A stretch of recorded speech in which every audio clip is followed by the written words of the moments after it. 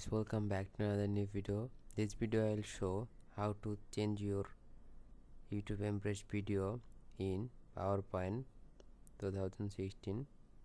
So let's go start. So now first of all you can copy embedding video code.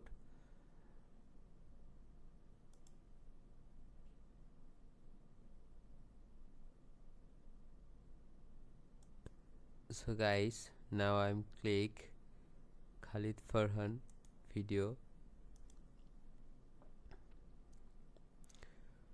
So guys, just playing and I click share and click embed and click copy.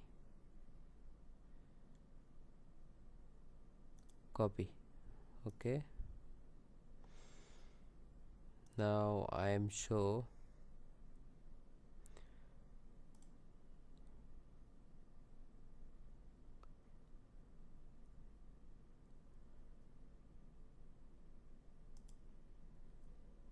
so guys, now I am open Office and Power Program and click